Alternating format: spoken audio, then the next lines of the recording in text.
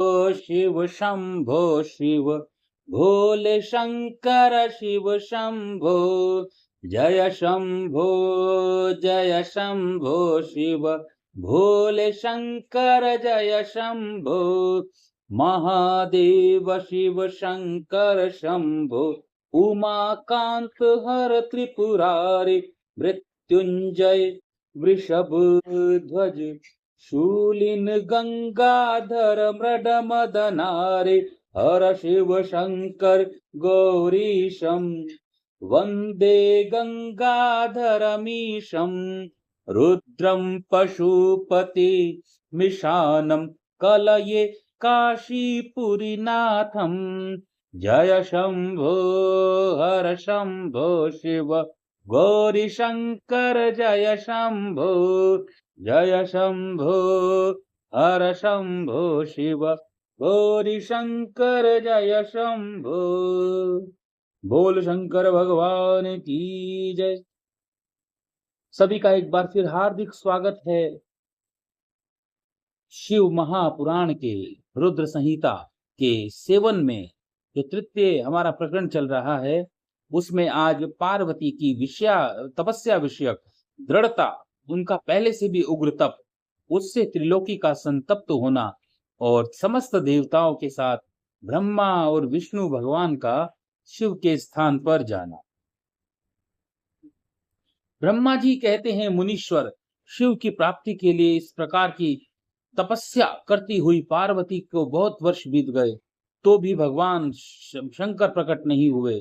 तब हिमाचल, मेना, मेरु और मंदरांचल आदि ने आकर पार्वती को समझाया और शिव की प्राप्ति को अत्यंत दुष्कर बताकर उनसे यह अनुरोध किया कि तुम तपस्या को छोड़ दो और घर को चलो। तब उनकी बात सुनकर पार्वती ने कहा, पिताजी, माताजी तथा मेरे सभी बांधव, मैंने पहले जो बात कही थी उसे क्या आप लोगों ने भुला दिया है? अस्तु, इस समय भी मेरी जो प्रतिज्ञा है उसे आप सुन लें। जिन्होंने रोष से कामदेव को जलाकर भस्म कर दिया है वे महादेव जी यद्यपि विरक्त हैं तो भी मैं अपनी तपस्या से उन भक्त वत्सल भगवान को, शंकर को अवश्य संतुष्ट करूंगी। आप सब लोग प्रसन्नता पूर्वक अपने अपने घर को चले जाएं। महादेव जी संतुष्ट होंगे ही, इसमें अन्यथा विचार की आवश्यकता नहीं है। जिन्होंने कामदेव को जलाया है, जिन्होंने इस पर्वत के वन को भी जलाकर भस्म कर दिया है, उन भगवान शंकर को मैं केवल तपस्या से यहीं बुलाऊंगी। महाभागगण, आप यह जान लें कि महान तपोबल से ही भगवान सदाशिव की सेवा सुलभ हो सकती है। यह मैं आप लोगों से सत्य कहती हूँ। सुमधुर भाषण करने वाली पर्वतराज कुमारी शिवा, माता मेनका और भाई मैनाक के साथ पिता हिमालय और मंदराचल आदि उपयुक्त बात कहकर शीघ्र ही चुप हो गए। ऐसा कहने पर वे चतुर चालाक पर्वत गिरिराज सुमेरु आदि गिरिराज की बारंबार प्रशंसा करते हुए अत्यंत विस्मित हो जैसे आए थे वैसे ही घर को लौट गए। सब उनके चले जाने पर सखियों से घिरी हुई पार्वती मन में यथार्थ निश्चय करके पहले से भी अधिक उग्र तपस्या करने लगी। मुनि श्रेष्ठ देवताओं, असुरों, मनुष्य और चराचर प्राणियों सहित समस्त त्रिलोकी उस महती तपस्या से संतप्त हो उठी। उस समय समस्त देवता, असुर, यक्ष, किन्नर, चारण, सिद्ध, साध्य, मुनि, विद्याधर, बड़े बड़े नाग, प्रजापति, गुह्यक तथा अनेक अन्य लोग महान से महान कष्ट में पड़ गए, परंतु इसका कोई कारण उनकी समझ में नहीं आया। तब इंद्र आदि सब देवता मिलकर गुरु बृहस्पति से सलाह ले बड़ी विहलता के साथ सुमेरु पर्वत पर मुझ विधाता की शरण में आए। उस समय उनके सारे अंग संतप्त हो रहे थे। वहां मुझे प्रणाम कर उन सभी व्याकुल और कांतिहीन देवताओं ने मेरी स्तुति करके एक साथ ही मुझसे पूछा, प्रभो, जगत के संतप्त होने का क्या कारण? उनका यह प्रश्न सुनकर मन ही मन शिव का स्मरण करके विचार पूर्वक मैंने सब कुछ जान लिया। इस समय विश्व में दाह उत्पन्न हो गया है, वह गिरिराज की तपस्या का फल है। यह जानकर मैं उन सब के साथ शीघ्र ही क्षीर सागर को गया। वहां जाने का उद्देश्य भगवान विष्णु से सब कुछ बताना था। वहां पहुंचकर देखा भगवान श्री हरि सुखद आसन पर विराजमान हैं। देवताओं के साथ मैंने हाथ जोड़कर प्रणाम पूर्वक उनकी स्तुति की और कहा, महाविष्णु, तपस्या में लगी हुई पार्वती के परम उग्र तप से संतप्त हो हम सब लोग आपकी शरण में आए हैं। आप हमें बचाइए, बचाइए। हम सब देवताओं को यह सुनकर शेष शैया पर बैठे हुए भगवान लक्ष्मीपति हमसे बोले।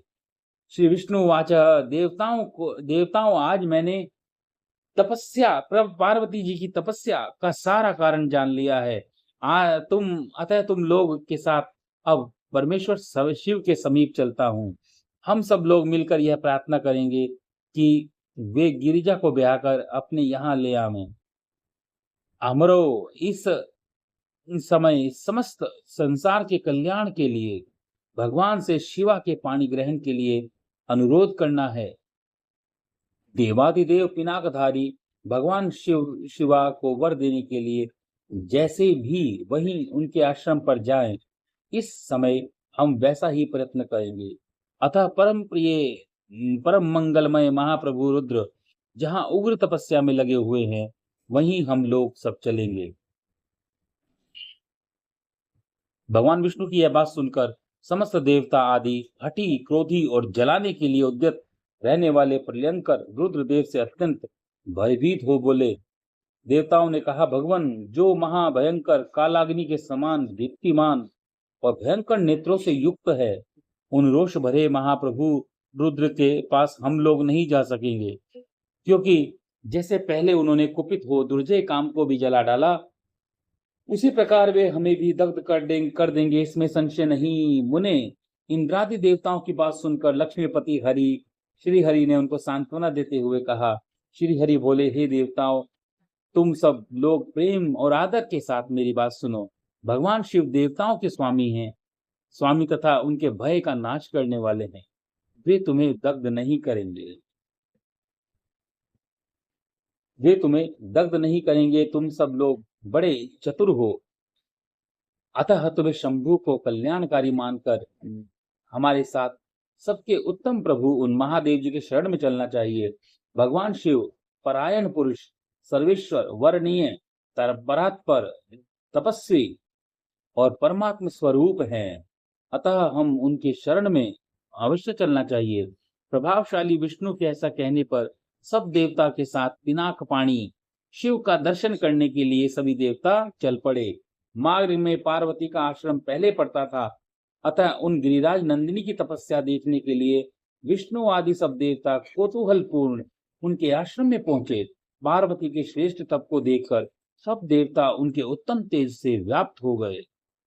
उन्हें तपस्या में लगी हुई उन तेजोमयी जगदम्बा को बार बार नमस्कार किया और साक्षात सिद्ध स्वरूपा शिवा देवी के तप की भूरी भूरी प्रशंसा करते हुए वे देवता उस स्थान पर गए जहां भगवान वृषभध्वज विराजमान थे। मुने, वहां पहुंचकर सब देवताओं ने पहले तुम्हें उनके पास भेजा और स्वयं वे मदन दहनकारी भगवान हर से दूर ही खड़े रहे।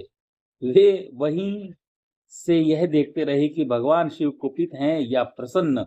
नारद, तुम तो सदा निर्भय रहने वाले और विशेषतया शिव के भक्त हो, अतः तुमने भगवान शिव के स्थान पर जाकर उन्हें प्रसन्नता पूर्वक देखा और फिर वहीं से लौटकर तुम श्री विष्णु आदि सब देवताओं को भगवान शिव के स्थान पर ले गए। वहां पहुंचकर विष्णु आदि सब देवताओं ने देखा भक्त वत्सल भगवान शिव सुखपूर्वक प्रसन्न मुद्रा में बैठे हैं। अपने गणों से घिरे हुए शंभु तपस्वी का रूप धारण किए योगेश्वर योग पट्ट पर आसीन थे। उन परमेश्वर रूपी शंकर का दर्शन करके मेरे सहित श्री विष्णु तथा अन्य देवताओं, सिद्धों और मुनीश्वरों ने उन्हें प्रणाम किया। प्रणाम करके वेदों और उपनिषदों के सूत्रों द्वारा उनका स्तवन किया। इति श्री रेवाखंडे रुद्र संहिता नाम आज हमारा रुद्र संहिता तृतीय प्रकरण आज हमारा 22वां और 23वां पूर्ण हुआ। ओम नमः शिवाय।